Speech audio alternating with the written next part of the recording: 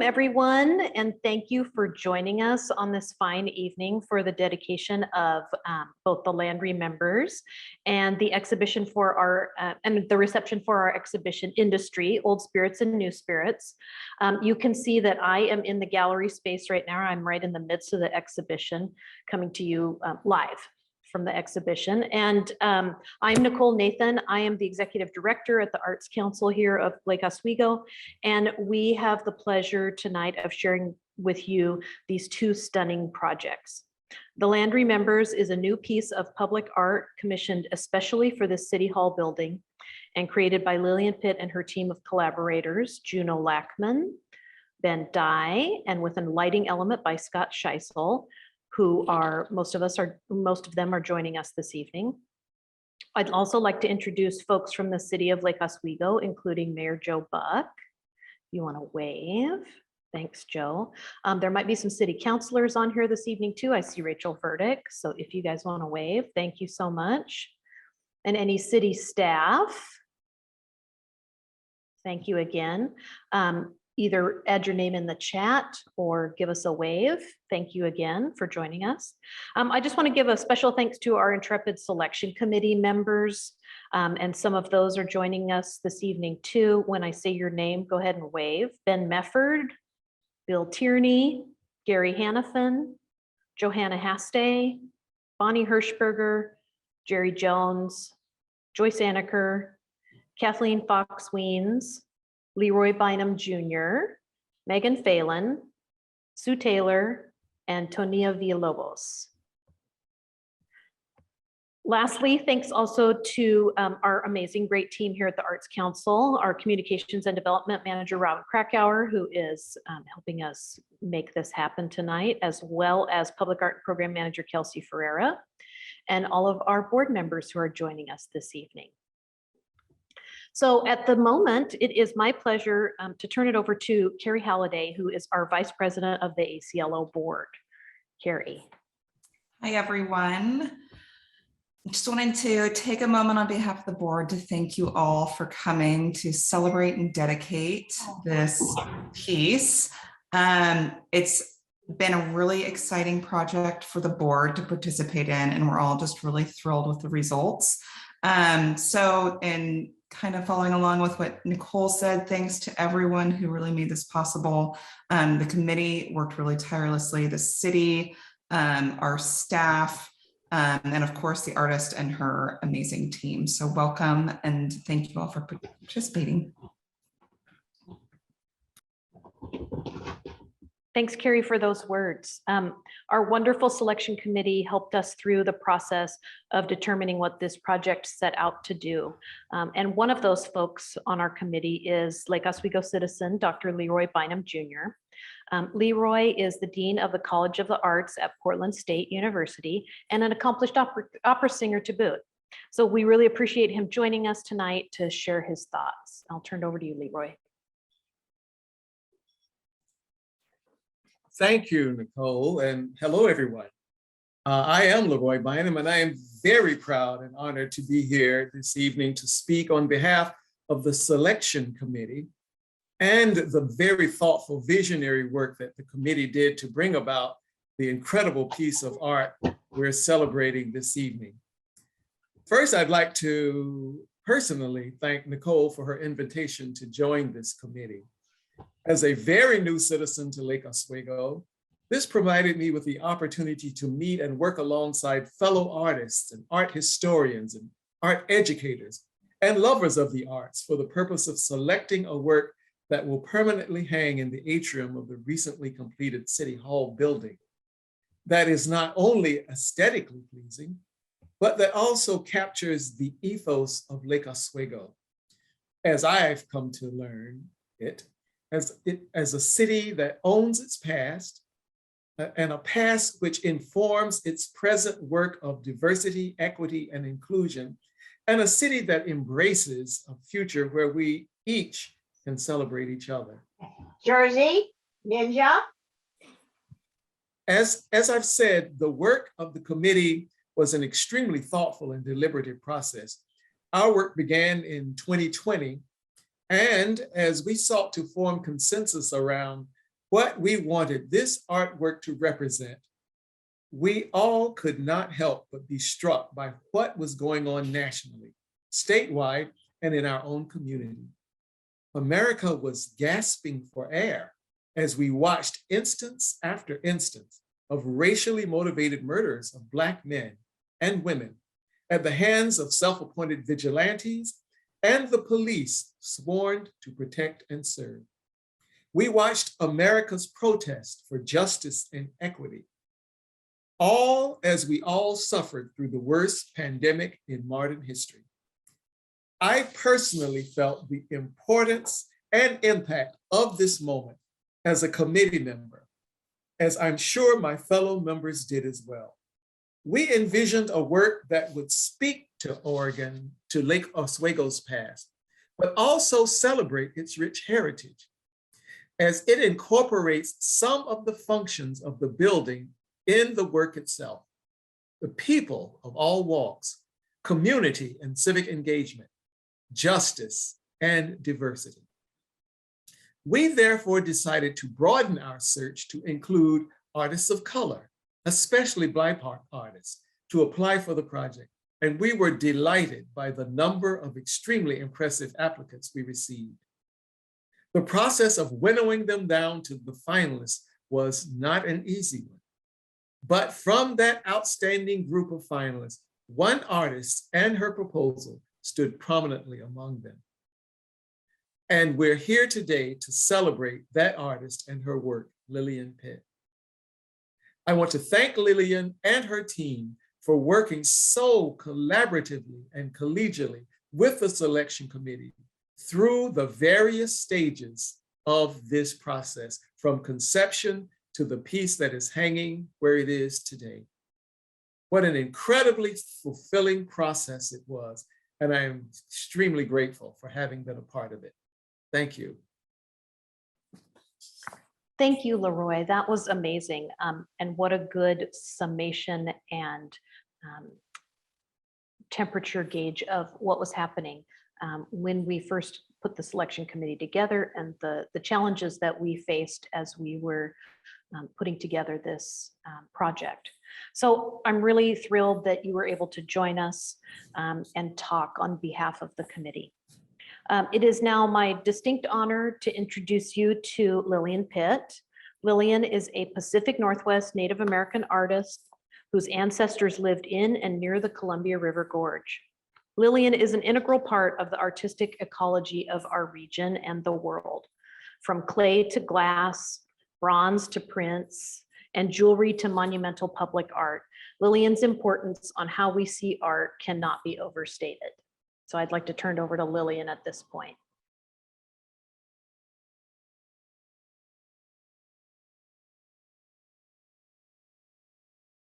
And Lillian, you need to unmute yourself.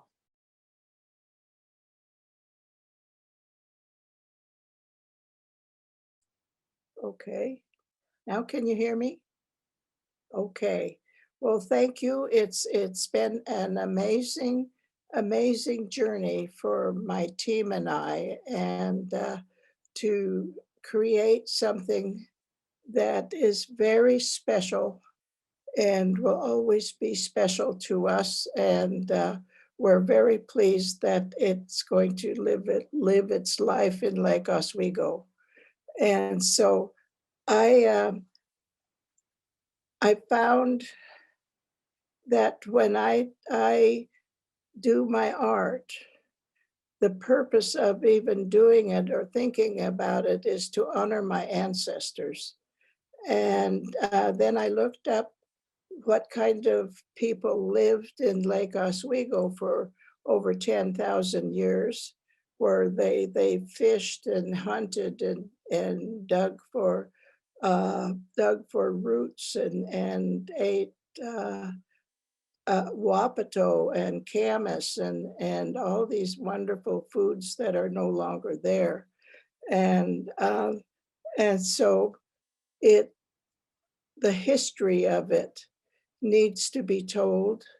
And we thought, how are we going to do this? And then one time, Juno and I went to a museum in Washington, and there was this beautiful coiled rope, and it was twisted into a Mobius. And I thought it was so beautiful, and Juno knew what it was. And I thought, oh my goodness, wouldn't that be nice to, well, we didn't know what we would do with it, but then we stopped. And when this opportunity came up, it was Juno's idea to do a Mobius. And I thought, oh, Juno, you're so brilliant, let's do it.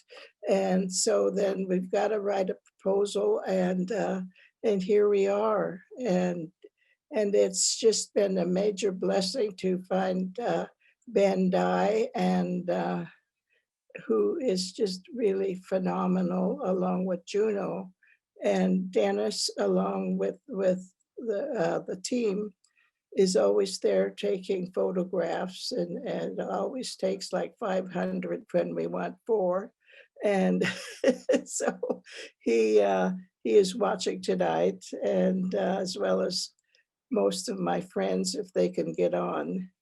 And so it's just been a treat and a pleasure, and to share my ancestry with you all is just the focus of my work that I want to continue to do until I'm old and dotty. Well, I'm half dotty, but until I can do work no more. And so thank you very much for this wonderful opportunity. Thank you, Lillian, so much. It is now time to hear from our mayor, Lake Oswego Mayor Joe Buck, and my pleasure to turn the program over to him. Mayor Buck. Nicole, thank you very much. So on behalf of my colleagues on the City Council and our team at the city, I'd like to welcome all of you here this evening, and thank you for your presence at this important gathering. We are blessed to dedicate such an incredible addition to our public space. And we are grateful to Lillian Pitt and her team for sharing their talents with the Lake Oswego community. Public art is a distinguishing part of Lake Oswego's history and community culture. Lake Oswego City Hall serves as the forum for public decision-making, as a home base for our city team, and as a community gathering place.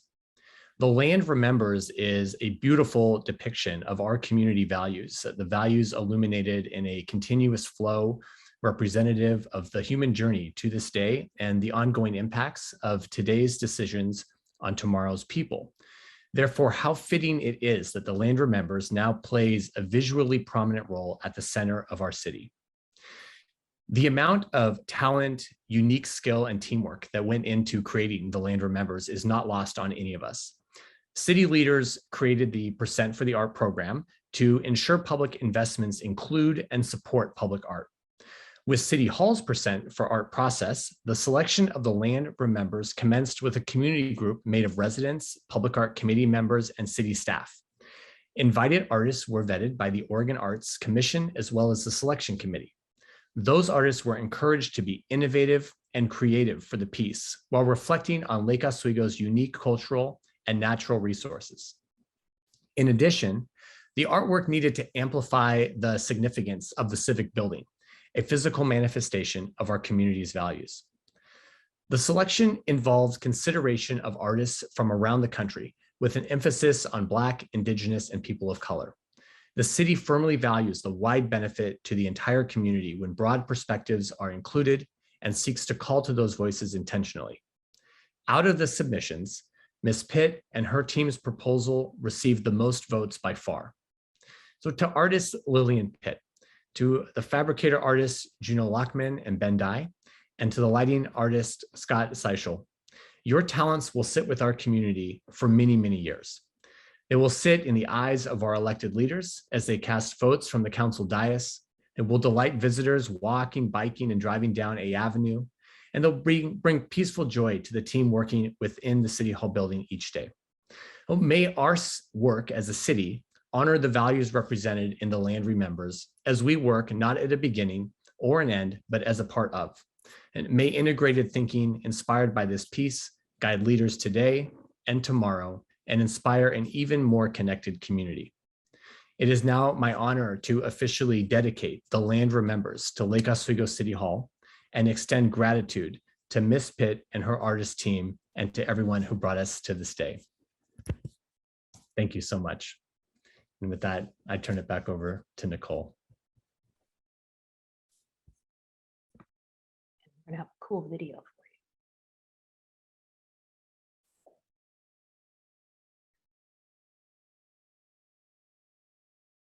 This video was made by one of our photographers here at the city with one of the drones.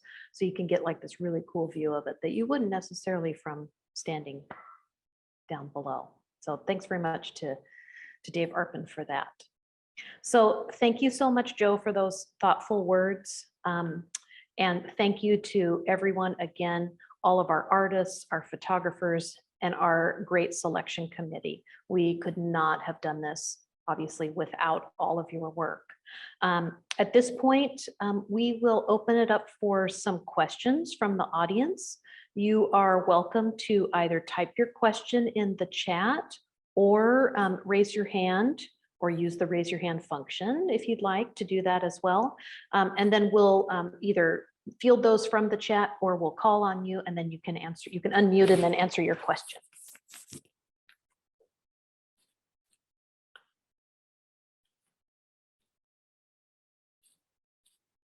Okay, who wants to be first? Cynthia Johnson. Yes, thank you. And I also, as the vice chair of the 50 Plus committee here in Lake Oswego, wanted to thank Lillian for this wonderful piece of work that will honor not only our history and your ancestors, but the many elders in our community. So thank you very much. I had the privilege of working with Liz Woody for many years.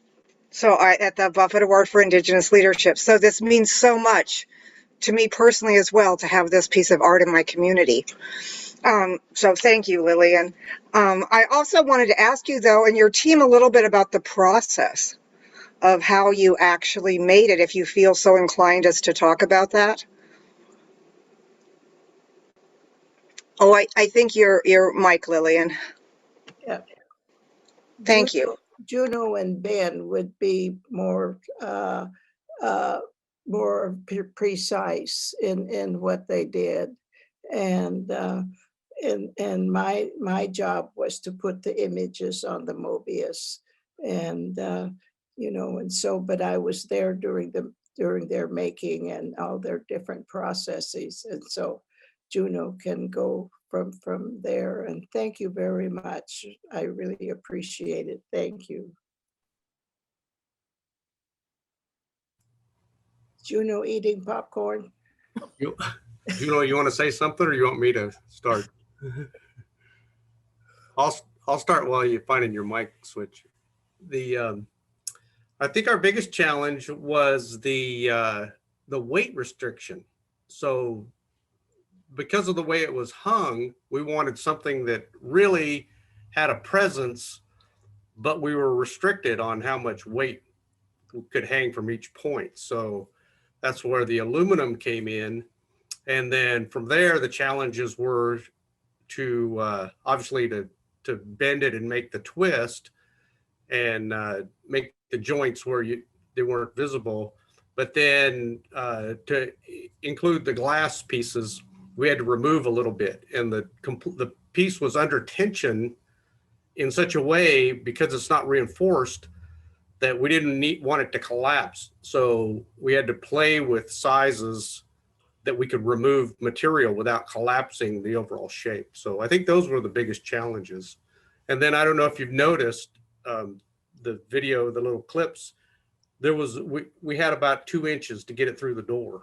So we got it to the maximum you could get through that door. So if anybody wants to know what's the biggest thing you can get through that door, it's the thing in the lobby. You got something, Juno? Yeah. So Ben was one who really fabricated and put this thing together, and me and Lillian were just shocked that between him and like 2 forklifts and some come-alongs and a bunch of handmade tools that he came up with, he actually shaped it and welded it together And once that was done, then I came in and I sandblasted the whole surface to get it ready to be a good paintable surface. And then we did all the design work, sandblasting and painting that on into the surface. And then after that, originally we wanted this to be copper. And so to try and replicate that again, we had a transparent copper powder coating application done. And it turned out fantastic, and it still allowed all of the black paint lines and designs of Lillian's to show through the copper powder coating. So it was a lot of different steps and all, but it really went together super well. And I was just amazed how every little, little hiccup that would come along, we ended up having a really good solution for everything. And it was all about teamwork. So it was great.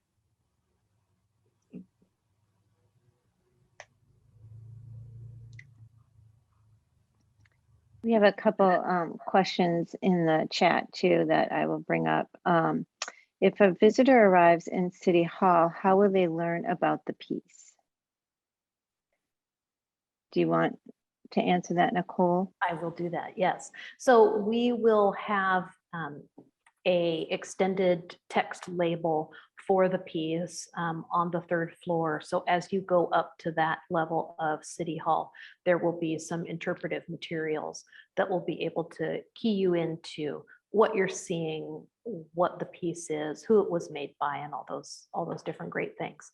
In addition, it will, as we do our new brochure that comes out every year and the update of our app, which lets you find all the public art throughout the city, the piece will be included there too. So there will be additional ways that you can find the piece and learn about it.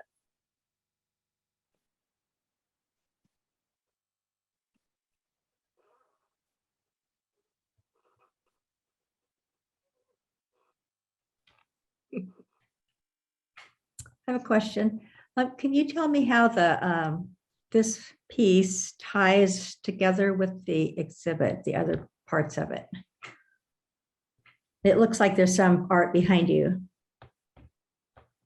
There is, yes, you're correct. And we'll talk about that in just a few minutes when we're done with this portion. We'll talk about the exhibition and kind of how that came about.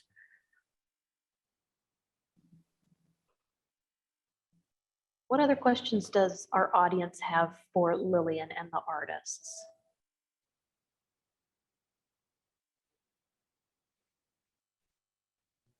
Looks like in the chat, there was a question that, is it visible from the street if you drive by? Yes, there are windows on the corner of the building at 4th and A. And as you drive by from both directions, better from if you are going toward the east, but from both directions, you're able to see the piece. It's lit all hours of the day.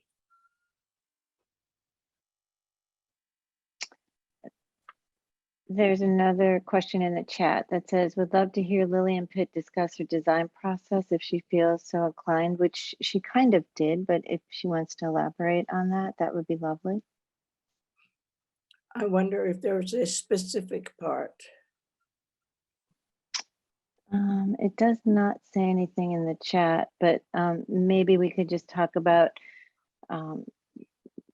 the topographical maps and the other symbols that are possibly in the piece. Yeah, well, the topographical map, Juno, that was Juno's idea, and it was just really a great idea to show the area of what was there pre-contact, and it gave a person the idea of the length that the Native Americans have been there, and it's the Kalapuyan natives and the Tualatin natives, and they lived there for quite a while, and it was important for me to honor these people and to honor honor my ancestors that went there and did fishing and catching eels at the falls and to share with the Tualatin and the Kalapuyan people.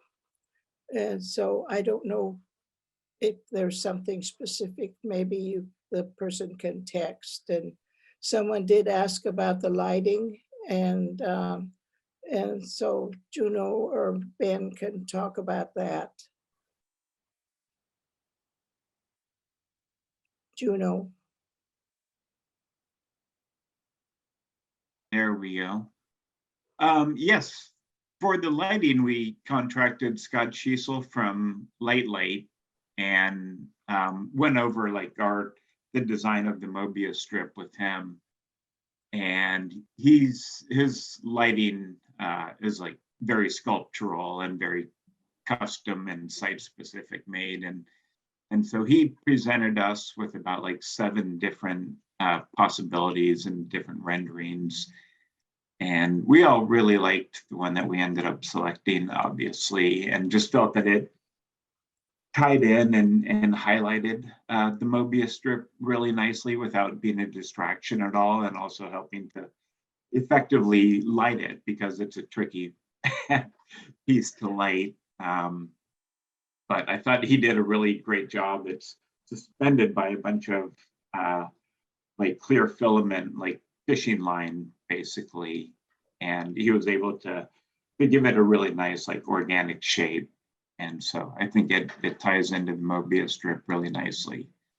So it was a great discovery finding him, and you know, he worked out nicely. So. Yep. Looks like Leroy has a question. Yes, thank you.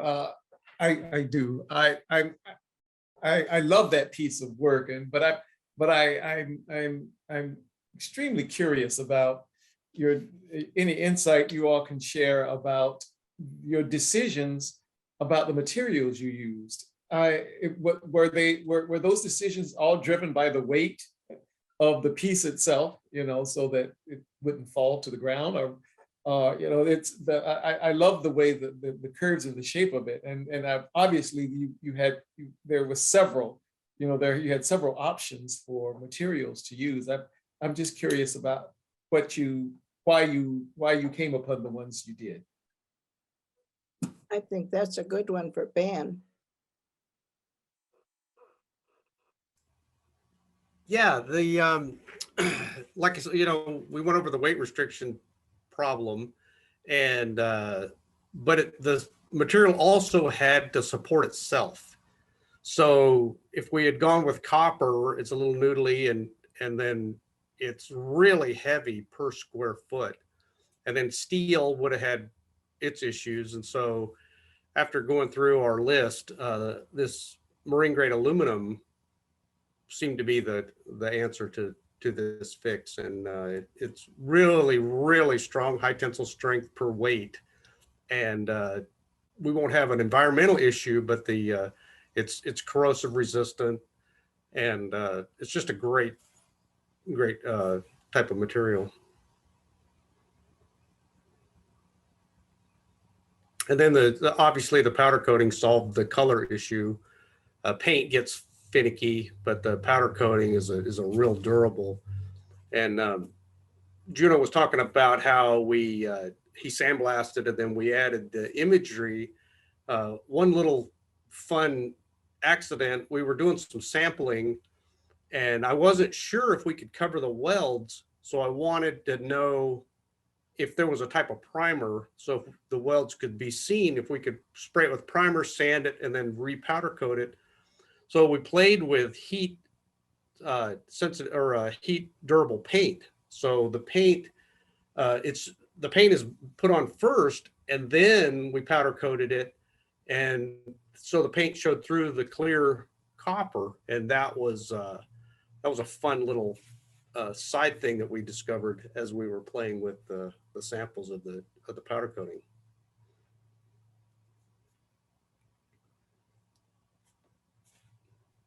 I think I see Pat Vestley has a question too. Pat?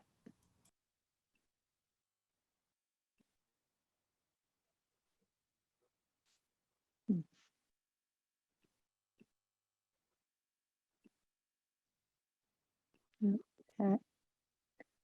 Did we lose Pat?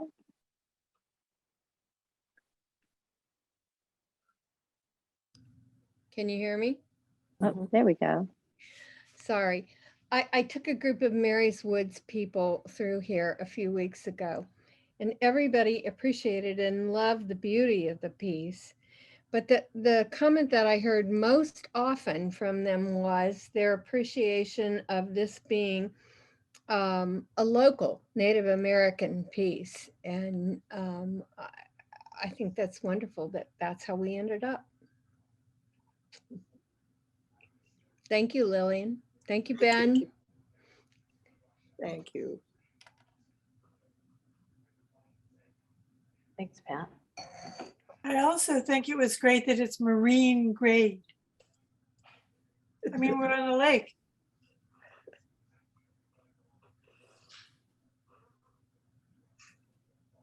So there's some questions about the imagery.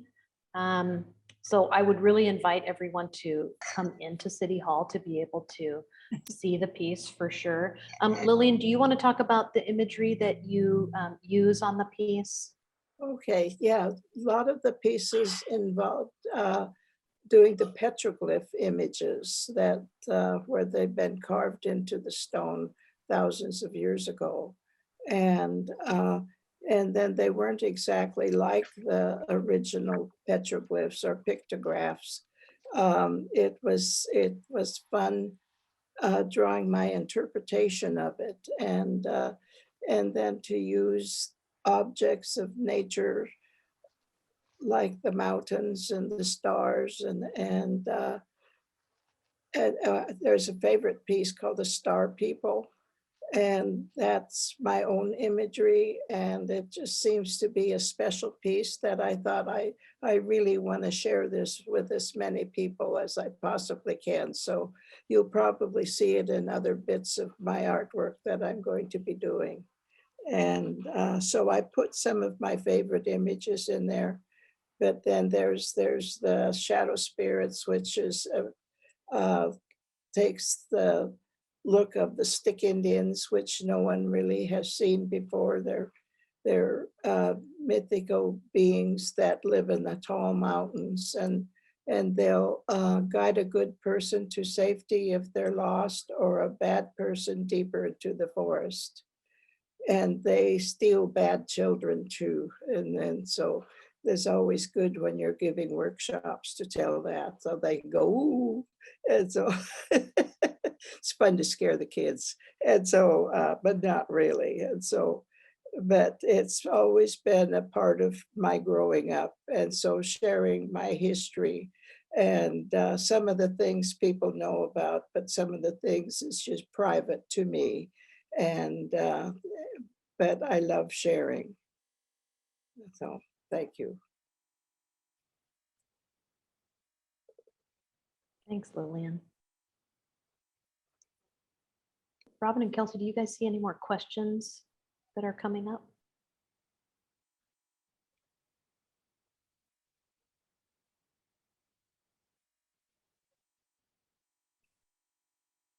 Okay.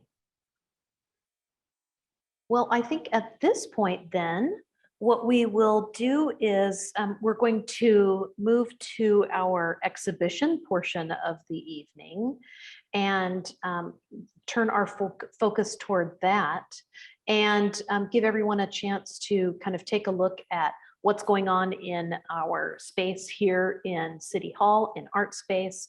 And again, we'll hear from each one of our artists, and then you'll have an opportunity to ask them about some of the other work that you see here in the gallery. So as we were working on the Land Remembers with our fantastic artists, it became clear to me that this team collaborates on an entirely different level than most. They each bring so much talent to this team and their areas of expertise that I think that really warranted a deeper look into each of these artists' work and process. They are collegial collaborators and artistic friends whose ways of working are such complements to each other that the work becomes a beautiful blend of their collective experience and wisdom. And it became clear that we should share this with others, for sure. So the exhibition Industry, Old Spirits and New Spirits invites visitors to witness the industrial nature and processes involved to bring this art to life. Lillian Pitt, Juno Lackman, and Ben Dye use centuries-old processes that transforms raw materials through manipulation to bring us to a refined and polished work. That manipulation of metals, forming of molten glass, casting of molds using old techniques and materials like clay and wax, mesh with the new. Models are produced from a desktop 3D printer. Rubberized molds can be used multiple times, and software which digitally manipulates forms, all using technology every step of the way. These old ways and new technologies combine to really create something more than the sum of its parts, and expanding and stretching the limits of the materiality of this work.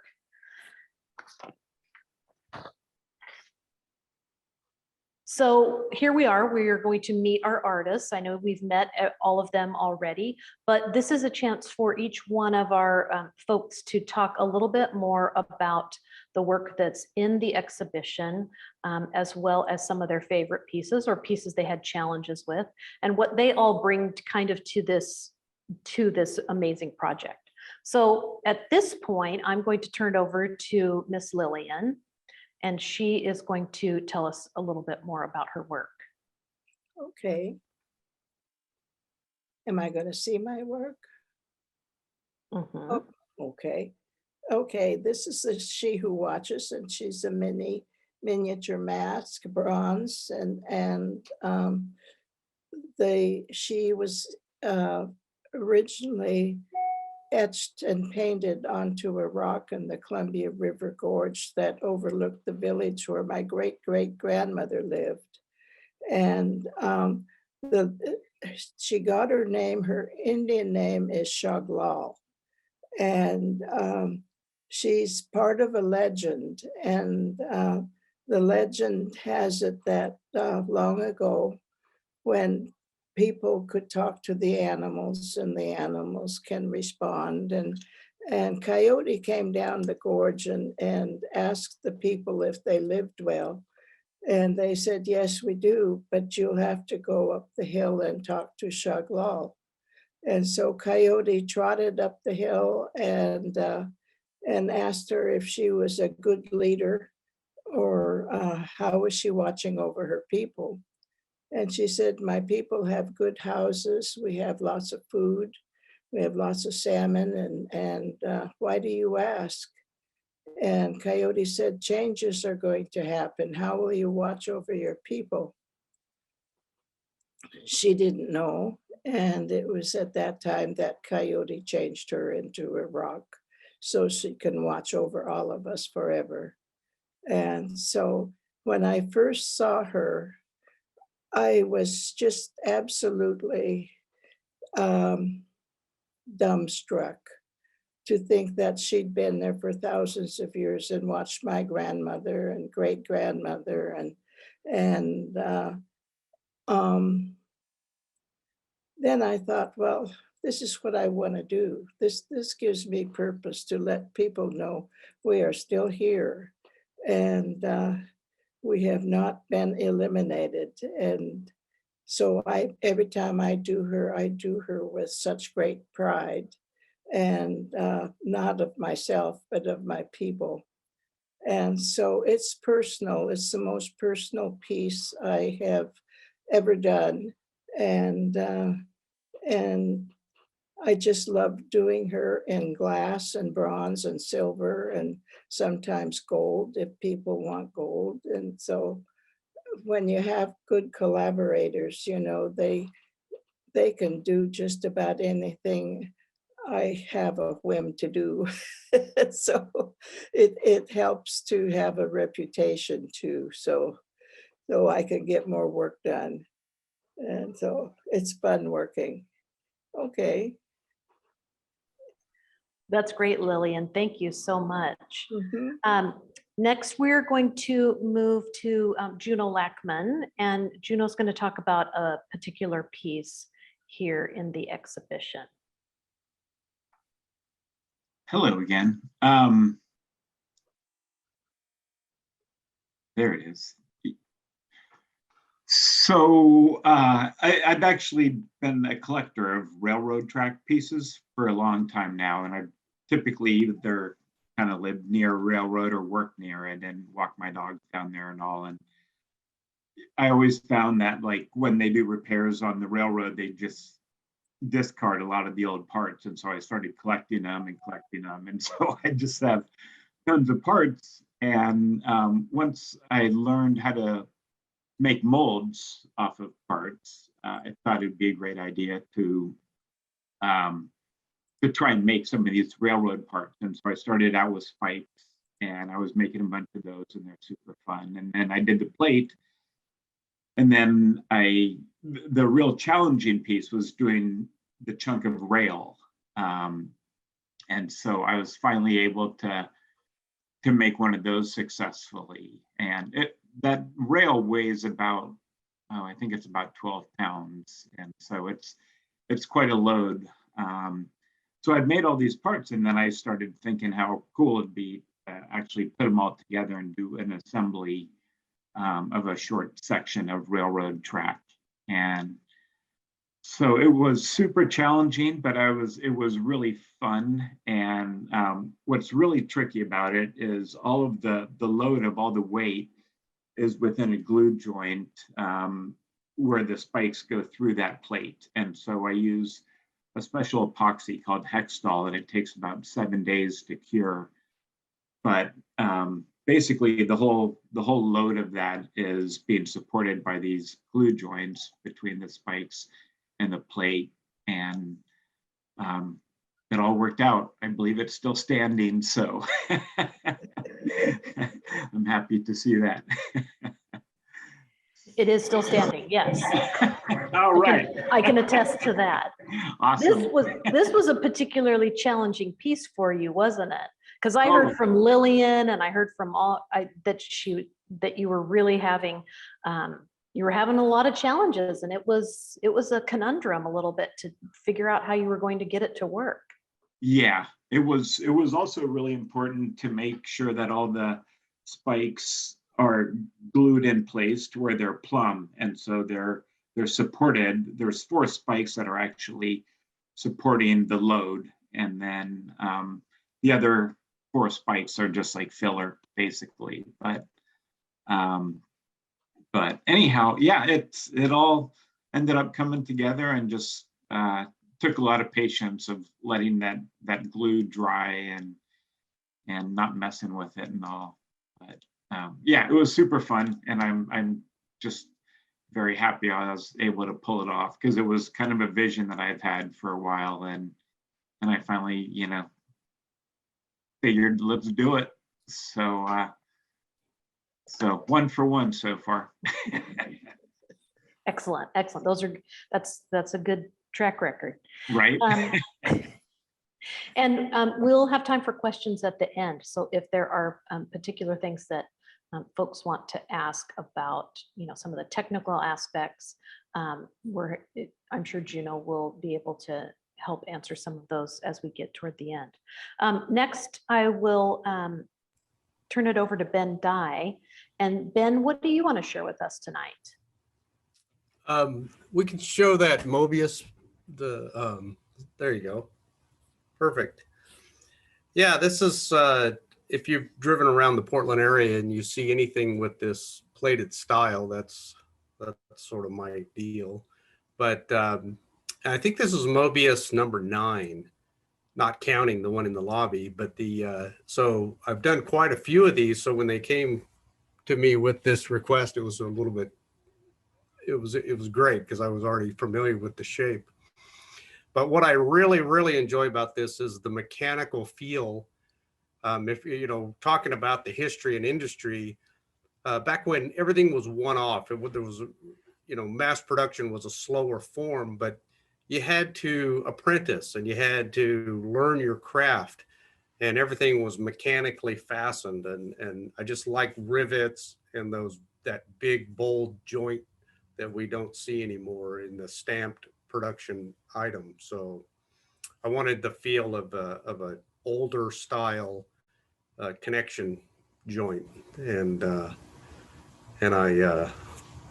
really enjoy this. The challenge with flat plate is to make it curvy, and so by making the little plates, it's really allows me to do multiple forms and shapes, and I just create an armature and then plate it with the stainless.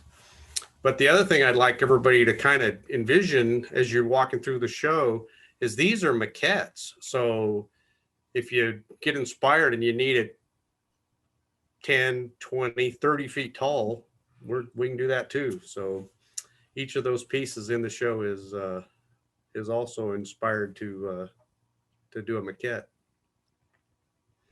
or a large scale piece. All right, good to know, Ben. Thank you. You're welcome. So if anyone needs a really big Mobius strip, hit up Ben. You can see here on the left, these are another couple photos from the exhibition. So Ben's piece is here on the left-hand side, along with Lillian's jewelry. You can see the Mobius in the back there and another few pieces. On the right is another gallery shot.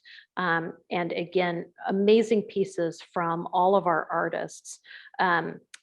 Juno really does really cool things with all these really industrial aspects. And so you have a fragile material like glass embodied in a railroad spike, in something like, a horseshoe, which are really, these really durable materials yet represented in glass. So it's really fun to see these pieces. He also has some amazing apples and avocados and chili peppers, which we are all in love with.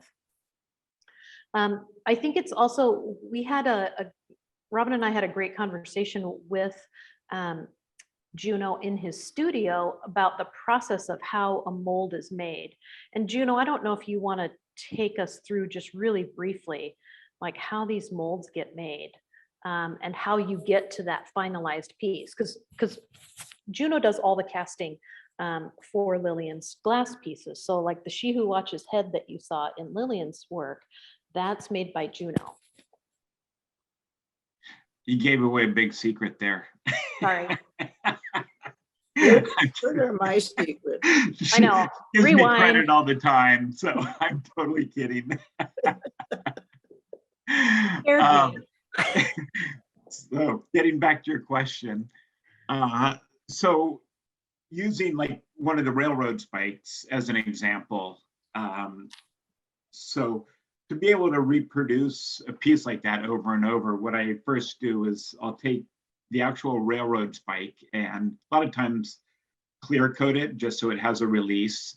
And then I'll make a 2-half rubber mold. So you need to suspend the railroad spike as little as possible and then have cottles or like a dam for it. And you pour a rubber mold, which goes approximately halfway up your object, and then you let that dry, and then you spray a release on top of that, and then you, like in 2 days, pour the top half of the rubber mold, and so it covers the top half of the object, and then you let that cure, and then you could actually open up that rubber mold and free the railroad spike. And then after that, so what you have is a negative form of your object in a rubber mold, which is then intended to be filled with wax. So I actually create a reservoir within that rubber mold, and then pour hot wax into that cavity, and then you let that dry, and then you open up that rubber mold. And then you have your wax positive, which should look exactly like what your object is. Then from there, you need to make a plaster silica refractory mold around the wax. And so once again, you affix your wax, to a base, and then you build a dam around that. And then you basically make a plaster, silica, and water mix similar to concrete, and pour that in, fill up your dam, encapsulating the wax. And then you need to let that dry. And then using a wallpaper steamer, you actually steam out the wax from that plaster silica mold. So it just leaves that cavity again. So after that's all done, you have your mold with an open cavity on the inside, which is then intended to be filled with glass. So from there, I take that mold and put it in my kiln. And then I use a technique called flower pot casting. And you just use regular flower pots, ceramic or terracotta flower pots. And then you calculate the amount of glass that you'll need. And you can do that based on weighing the wax. There's a ratio that you can determine your wax weight based, or your glass weight based off of the wax weight. So you put your chunks of casting glass in the flower pot, which is suspended above the plaster silica mold. And then you heat up the glass to about 1600 degrees. And then that glass will heat up and it will start draining through the drain hole and then fill up the cavity within the plaster silica mold. And then after that, you basically do a cooling cycle in the kiln. And then when it's all cool, you break it open and hopefully have your object in glass. So it's about 12 steps or so. It's a lot of going from negative to positive. But that's casting. I know, exactly. Well, you make it sound so easy. Like, just step this, step that. Yeah, step 75, you do this. Yeah, yeah. What's really great is that when we were at Juno's studio, we captured that whole process, his description of it on video. And we also have some pieces on loan from him that show that process as well. So you can see them in the picture on the right here toward the back. That we have a rubber mold and we have the negatives and the positives and the silica mold. And so you can see kind of how that process works and what those different tools are that are utilized to make that happen. So it's really fun to be able to see that. And we will have a short video which highlights that for you when you come in to see the exhibition in the coming weeks. So what other questions do we have? I have a question for Ben. This beautiful blue piece, what inspired that? And what did you do to make it blue? Did you spray paint or what? Hi, Lillian. Oh, one thing I'd like to point out is we didn't coordinate, Juno's blue railroad track and my blue pieces just sort of happened. So as a continuity of team, we're even thinking color. But to answer your question. And Lillian has blue glass pieces too. So. Exactly, yeah. And that's why I used blue on the wall. Excellent, excellent. So that it's sort of sketching. So I'll go into the shop and I'll try to think of large scale works. But this particular piece, I find oil tanks that are already painted. So I found a tank that was this color and then manipulate it in such a way that I preserved most of the color. And then it comes back glossy after you shoot it clear. So it was a kind of scuffed up, funky tank. And then after welding it, I shot it with a clear coat and then it brings that color back out. It doesn't really represent anything. It's just an abstract shape that I can draw this stuff on the computer. It just helps me to see it in actual 3D. And from this image, you can see the tag that the tank had. So just beyond that ID card, you can see a little square box. That's the tag that the oil tank comes with. Oh, boy, it's really a beautiful piece. Thank you. Thank you. Yeah, it's pretty amazing. All the work that went into this, there was that blue, that really vibrant blue that really ran throughout. And like you said, unbeknownst to everyone else, everybody works, all three of you work with that particular color or a shade of it, just really close. And so it was really fun to see that. And then also like some green colors as well. So it was cool to bring that out.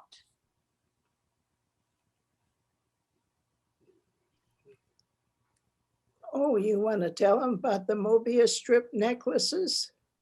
Sure. You can see. We got to do That was a good marketing lead in. here. Yeah, that was a good lead in. So as part of the, some of the jewelry that Lillian has, as you can see here on the left-hand side, one of those pieces is she made these amazing little Mobius strips. And it is on it's on a length of cord, and we have two sizes of those. There's an 18-inch and there's a 20-inch, and they're really super cool. They're nice, just a delightful shape, and it's really fun. So I'm so glad that you made those in silver. Yeah, I thought it would be a kind of a nice gesture to support art, support what we do. And so I don't know if it's going to be a limited edition or if this is all I'm making, but I think there's just about 20 of them. And so If you're again, interested, you better get in here. Yeah. it's a good collaboration with my jewelry caster. And it's just, finding these excellent people who are professional artists that want to work with me is just half the battle. And my jewelry caster, my photographer, Juno, and the fabricator who does the bases, and it just makes everything so much easier for me to continue working. Yep. Yeah, I think that was one of the amazing things, just to see all of you work together. It was such a great collaboration, like you said. Everybody has their part. You all work really well together. You do what's needed to bring this whole together. That's really stunning. So it was a great thing to see from our point of view, from the selection committee, to see this great piece come to fruition. And all this work here. Thank you. Thank you.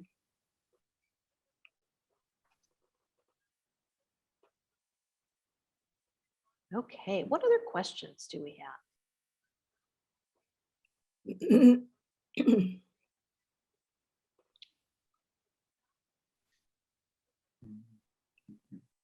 You're not open on Saturdays? We are not, unless Lillian, unless you guys want to come and gallery sit.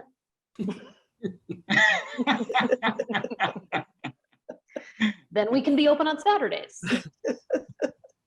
All right.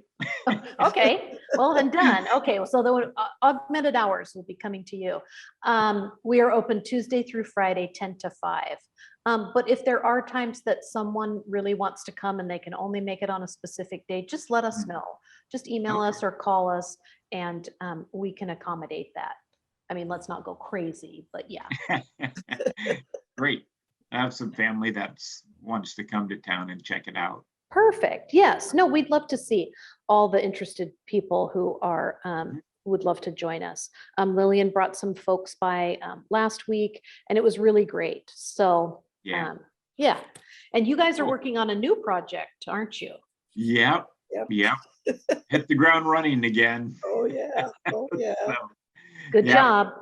I went into the site, and then Dennis was there taking pictures, and I took pictures, and so I've got a great idea as to how to do it. And so using the condor and in the middle, and then on the side using like the salmon on each Mhm. piece, because it's Each section is 3.5 inches and a half wide. So, Okay. yeah, so now I wanted to tell you that, but that's my only chance. to That's the tell you. measurement. Okay, so Juno, just write that down. Something for you to ponder about this weekend. Don't say you weren't told, Nicole. That's right. That's right. Well, if we don't have any other questions, I think we will conclude our time here. Again, thank you everyone for joining us. What a great conversation. Thank you to everyone on our selection committee who was able to join us and participate. I think we had just a great time learning about your work and how you guys all work together. And again, if there are any other questions, you think of something, just let us know, give us a call or shoot us an email, and we'd be happy to answer it, or send it to all of our artists and they can answer it. But again, Great. Art Space, we are located in the City Hall building, so you can come see the Land Remembers. You can see the exhibition Tuesday through Friday, 10 to 5. And everything in the exhibition is for sale as well, so you can take one of these home with you. Cool. Thank you, Nicole. Thank you.